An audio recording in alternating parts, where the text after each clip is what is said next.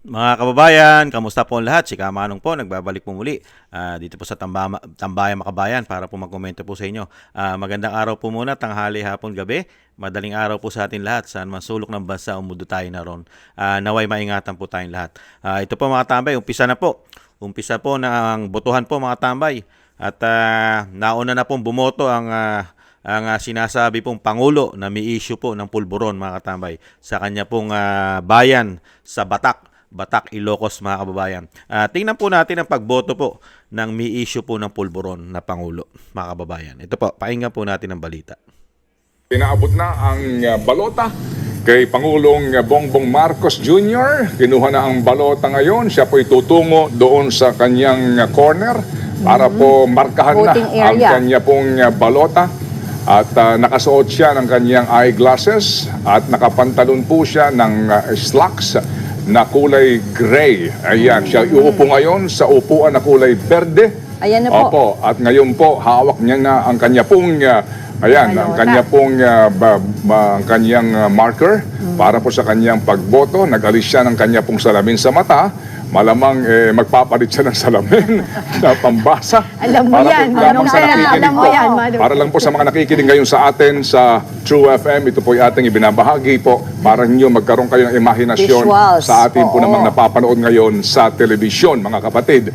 Opo, at ngayon nga, kanya na pong binuksan ang folder at siya po ngayon ay naghahanda na, kinukuha na ang kanyang marker para po sa kanyang pagboto. At nakapokus. Yan po mga tambay, bumoto na po ang Pangulo na napakarami pong issue ng 3 taon sa ating bansa. Unang-una na po ang pulburon. Yan po mga kabayan at syempre po pakinggan po natin, napaka-importante po dahil ito po ay para sa pagbabago po ng ating bansa. Lalong-lalo po na ang ating bansa ay dinala po sa pagkalugmok, sa basurahan at sobrang binaon po sa pagkakautang ang ating bansa na wala naman po tayong nahita yata kung hindi po puro corruption po yata ang pinagagawa po yata nila mga kababayan. Ito po ang kabilin-bilinan ng Vice President mga tambay. Lalo po sa panahon ngayon, napaka-importante po at sagrado po ang ating boto. Lalo-lalo po sa sinasabi pong yung pera. Kung ano man ang perang nakuha natin sa ayuda, tanggapin po natin yan. Pero iboto po natin yung makapagpapabago po sa sitwasyon po na ibinigay sa atin ng 3 taon mga kababayan. Ito po, sana po maging baon po natin ito. Mga kababayan, yung mga boboto pa po, maghapon po ito, maghapon po ang ating botohan. Sana po ay isapuso nyo po yung sitwasyon at nangyari po sa ating bansa ng 3 taon. Yung pera po na ayuda, temporary lang po yan at mas malaki po yata ang nakuha nila riyan ng mga politiko. Ito po, pakinggan po natin ang Vice President.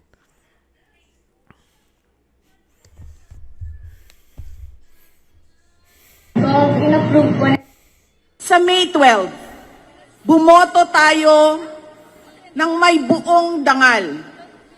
Bumoto tayo ng may tapang. Let us show the world that no amount of vote buying or cheating can suppress the fury burning in our hearts.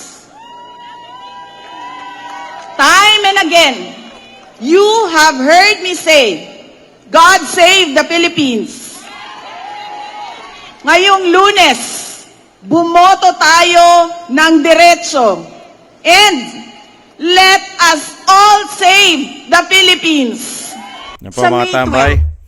Yan po, napaka-importante pong gawin natin. I-save po natin ang ating bansa sa pagkakalugmok, mga tambay, at sobrang pamumulitika at sobrang korupsyon.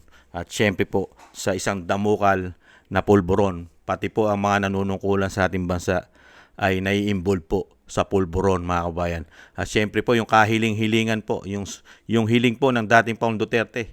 Huwag po natin kalimutan mga tama yung hiling niya. Kahiling-hilingan niya po talaga na kailangan po ipanalo po ang PDP laban. Lalong-lalo po sa Senado at Kongreso. Napaka-importante po yan para po sa pagbabago. Lalong-lalo po sa mga investigasyon na dapat pong magawa ng PDP laban sa ginawa po ng 3 taon itong mga hinayupak na ito. Di umano mga katambay. At syempre po, huwag po natin kalimutan yung sobrang ginawa po nila.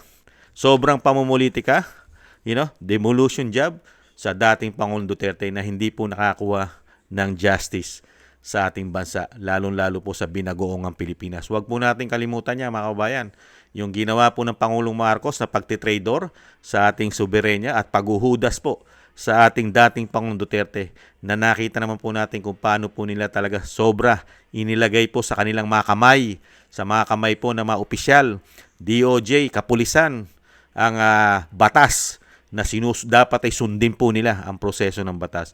Huwag po natin kalimutan niya, mga tama, yung binigay po sa ating kahihiyan nitong administrasyon na ito. Sobrang kahihiyan po ang binigay po sa ating bansa. Kahiya-hiya po tayo sa buong mundo na nagkaroon po tayo ng ganitong klaseng pangulo at panunungkulan sa ating bansa na talagang yung ating soberenya ay napahiya. At syempre po, isinuko mo ang isang dating pangulo na meron naman pong hustisya sa ating bansa. Kaya po, mga kabayan, huwag po tayong magpasilaw, lalong-lalo po sa pera, kabilin-bilinan po ng Vice President at dating Pangulong Duterte, mga tambay. Yung pera, mga tambay, sandali lang po yan, ubos yan. Ubos lang po yan. Kung tayo po ay nabigyan ng mga politiko, dahil tayo ay usong-uso ang gapangan, ginagapang po ang mga botante para lang po suhulan at masilaw sa kakarampot na pera na pang sandalian lang ito.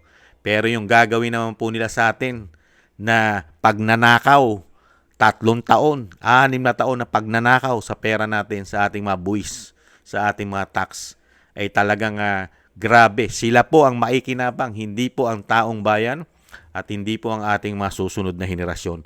At sobra po ito, mga tambay. Alam naman natin ang plano nila, mga tambay.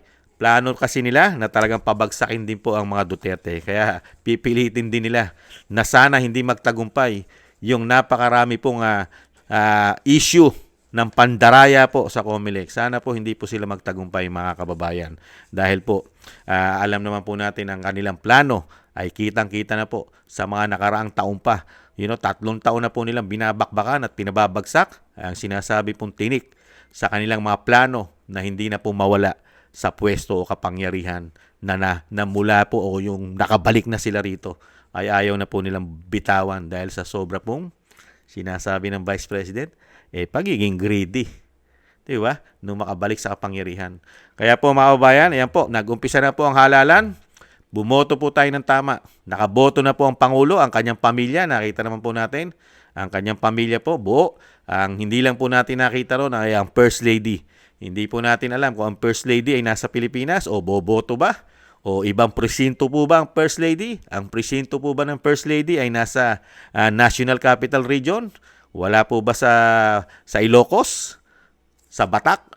Tingnan po natin, mga tambay. At yan naman po binabantayan po ng mga media at sa mga vlogger, mga tambay. At syempre po, sa mga darating na oras po, antabayanan naman po natin ang pagboto po ng Agila ng Mindanao, mga kabayan. Ngayon po, nauna pong bumoto ang pamilya Marcos. Sana po, mga kabayan, ay bumoto po tayo at syempre po, isama rin po natin sa panalangin na hindi po magtagumpay ang sinasabi pong malawakang dayaan, mga kababayan, dahil sa pagiging greedy at sakim sa kapangyarihan po yata nila.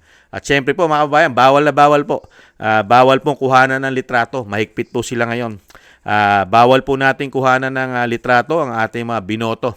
Pati po ang yung lumabas po rin sa resibo na tama dun sa sinasabing binoto natin, ay hindi rin po natin pwedeng kuhanan ng litrato para meron po tayong pruweba. Mahigpit po ang COMELEC, mga tambay. At talagang ganun masyadong sekreto po ang COMELEC ngayon. Pati po yung ating po pwedeng sabihin na resibo na talagang tumama ang ating binoto ay ayaw po nilang pinagkakait po sa atin ng COMELEC. Bawal po raw kuhanan at bawal talagang mahigpit ang bilin na hindi pwedeng kuhanan. Kaya po ang gagawin na lang po natin, mga tambay, ay isulat na lang po natin. Pwede naman po natin sulat kung meron po tayong dalang papel. O isulat po natin yung mga binoto natin. Yun na lang po ang pwede natin gawin. At hindi naman po sinabi ng COMELEC na bawal isulat yung mga binoto mo, mga kababayan. Muli po, mga tambay, update na lang po tayo sa mga darating na oras sa pagboto o itong ating Vice President ay alam naman po natin na siya po ay boboto sa kanyang bayan sa Davao City, mga tambay. Update po tayo. Maraming salamat po, mga tambay, at syempre po kabilin-bilinan po ng ating Vice President at dating Pangulong Duterte na syempre po solid po tayo, black voting, PDP laban. Napaka-importante po itong halalan na ito, lalong-lalo po sa pagbabago at sa isang damukal na korupsyon na dapat pong maimbestigahan sa 20 Congress. At kailangan din po natin magkaroon na po ng investigasyon, lalong-lalo po yung impeachment, yung kung sino po ba talaga ang dapat ma-impeach sa 20 Congress. Mga kababayan, ang Vice President po ba o ang Pangulo na may issue po ng pulburon, mga kababayan. Maraming salamat po. Thank you po muna, mga tambay.